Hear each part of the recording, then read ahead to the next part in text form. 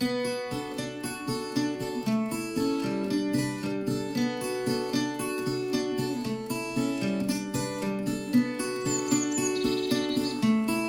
7 o'clock in the morning, heading down to southern Florida, Save the Chimps, to just really see what the sanctuary is all about. You know, a lot of animal rights organizations have worked with Save the Chimps to rehabilitate and give these chimpanzees a forever home where they're going to live a life free of exploitation and abuse, and that's really one of the reasons why we wanted to have Save the Chimps be the beneficiary of this joint partnership between Protego and Accio. And so I'm really excited, and I know I'm going to get emotional, but I'm excited about it. So we raised $2 from every box that we sold for specifically earmarked for the chimpanzee sanctuary, and the total for everything that we ended up raising was like $1,100. So it was a pretty successful campaign, and they invited us out to go and see the sanctuary. So we're on our way now, and then after that we'll be going to the Wizarding World. It just feels like a good culmination of taking Newt Scamander's vision for rescue, rehabilitation, and release and bringing it to the real world. So super excited. Here we go.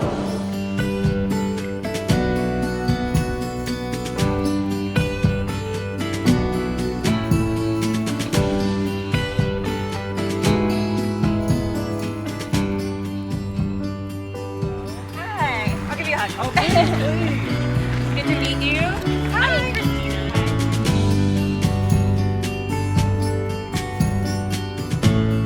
They asked for bids for the chimps, and she put in one, and she was initially denied, and they were awarded to the Protego Foundation, that laboratory that was quite notorious and had extensive Animal Welfare Act violations. In fact, at the time, they had the most Animal Welfare Act violations in history. And Dr. Noon was incredibly tenacious, and she sued the U.S. Air Force. She claimed that they violated their own agreement with the government to not place the chimps in harm, and she argued that by releasing them to the Protego Foundation, which had so many extensive violations of the Animal Welfare Act, that they were placing them in a situation where they were being harmed. Right. And she won. So that's how we received our first 21 residents, and this was the island where they were released. This is called Air Force Island. And now, actually, none of the original Air Force chimps live here. We have about 6 original Air Force residents still living at the sanctuary. Many of them were already elderly when they arrived, so they've since passed. But they were eventually integrated into different social groups when our population just exploded so quickly when we rescued 266 chimps. So chimps actually rely really heavily on their limbic system in the brain. So they're not that good at being deceptive.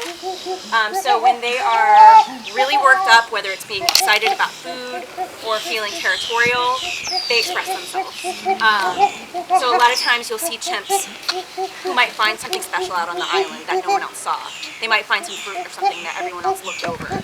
And you can see they don't want anyone to find out, and they still just start making these loud vocalizations because they're so excited. So they're temperamental, I guess, might be a good word. Right.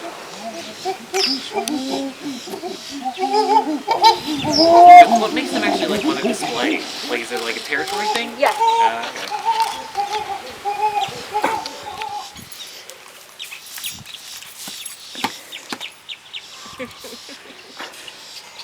You done? He's like, that's it. That was it. So if the chimps get into a scuffle, do you guys just have to let them sort it out and then deal with the aftermath if someone gets hurt? Do you guys have a way to intervene if it gets too bad? For the most part, we let them work it out.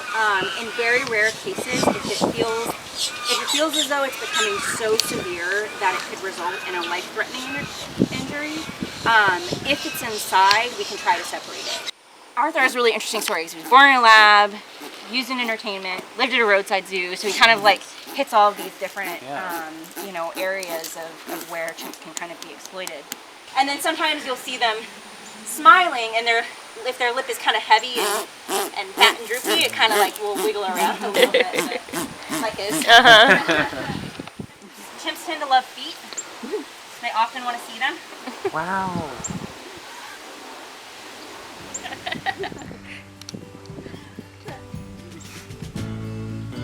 He's like, a little higher, a little higher.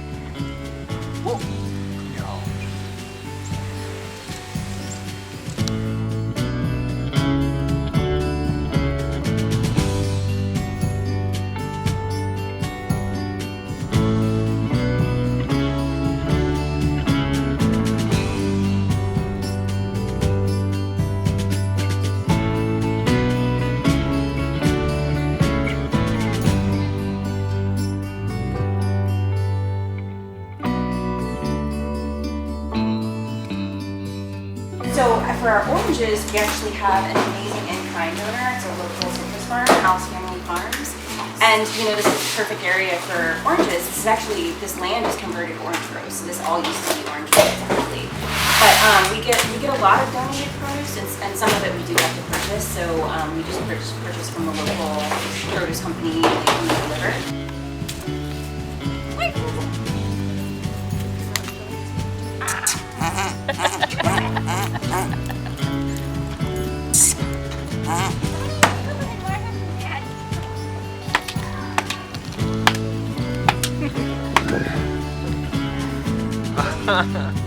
She's like, look at these lips.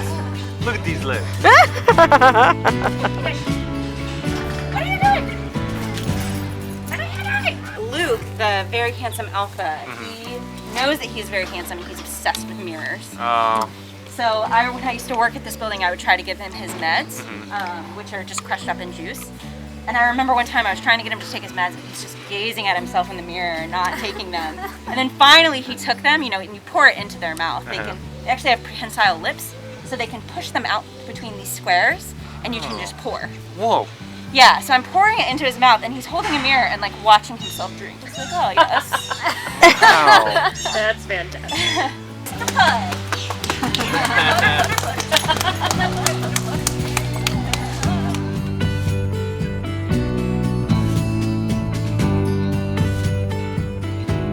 This is a picture of Bobby, and he was extremely emotionally distraught, and he just became this incredibly respected, playful male. And there was a teenager named Norm, we call him Big Norm because he was getting bigger and bigger, and he clearly wanted to take over the role of alpha. Right. And Bobby just very peacefully stepped aside and just kind of let him take over that role and didn't really dispute or fight him for that role. And Bobby's still incredibly high ranking, so when other chimps pass by him, they do what's called a pant grump, which is a submissive behavior to kind of show respect to him, even though he's not alpha. And he's just the friendliest, sweetest chimp, both to humans and to other chimpanzees. And in fact, he's so sweet and kind and welcoming that whenever we have a new chimp at that building to incorporate into that group, Bobby is the first one we introduce a new chimp to. And we keep Bobby present as the new chimp meets all of the other chimps as well, because Bobby will mediate, he'll break up fights. If somebody seems nervous about meeting the new chimp, he'll come over and give them a hug. If the new chimp is frightened, he'll come over and give that chimp a hug. He'll start grooming everybody so that everybody's calmer and relaxed. Oh my gosh. And if you give them time and space and allow them to be chimps for, in a lot of cases, the first time in their lives, most of the recovery they do on their own. So Bobby's a beautiful, beautiful example of that.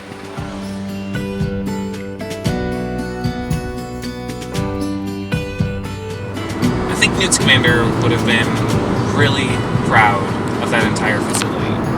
And there were times where Andy was like interacting with the chimps that reminded me so much of Newt and, you know, the abundant mating dance, or just the various ways that he's able to communicate with the magical creatures in his suitcase or in his, you know, basement rehabilitation center. It all was so reminiscent of that, and it really shows not only how well, you know, Eddie Redmayne does at portraying an animal lover, but how important these animal lovers in real life are. I feel like going there was kind of therapeutic. Like, we see so much suffering every day, like, as we go through life and think about things that are happening. Like, living in Kansas, we drive by cattle farms all the time, and we know what those animals are bound for, and to turn that around and see a group of people who are dedicating their lives to making life better for these animals who have been treated so horrifically, it's like a breath of fresh air, and it gives me hope. Like, there are people out here doing the work who care, and I don't know, it was very therapeutic. Yeah. Like, we at Protego, like, we do a lot of awareness raising, and so we don't really get to see the end result of what happens when we raise that awareness. You know, like, with our Rump and Rescue campaign that we did, we benefited a sanctuary in South Africa that rescues and rehabilitates rhinos who have been the victims of poachers, but we didn't get a chance to, like, actually see the people that we were supporting, you know, and so it was nice to be able to take the time with people who care so much and to see how we need both sides of that coin to save so many animals. It's incredible that it's, like, entirely privately funded. Yeah. Like, 100% of their operation costs are funded by donations, and that gives me a lot of hope. cannot even fathom what their yearly cost of operations is. It has to be in the millions. And, you know, it's like, to think that we in some small way contributed to that, like, that feels really good. Yeah. And I'm leaving feeling like, so often,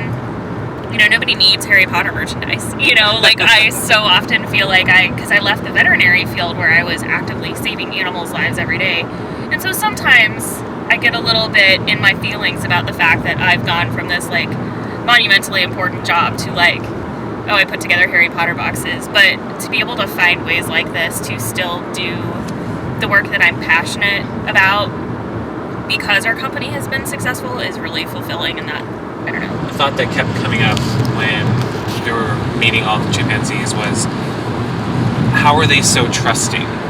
How do they know that we're going to come up to them, complete strangers, they've never seen us before? How do they know that they can say hello and be safe? You know, because I know that if I were in that situation, I would be afraid of everybody. Like, if I was in the laboratory, I would be so afraid of every human. Yeah, it's so scary. But yet they came up to us and they were so kind. But the feeling that I always got was they were so loving. They were so open and welcoming to us. And at times I felt like we don't really deserve this warm of a welcome from them, you know. But it's really humbling to know that we played a small part in helping their lives be better and raising awareness about Save the Chimps, and because of this amazing partnership with Accio, we made them a little bit better.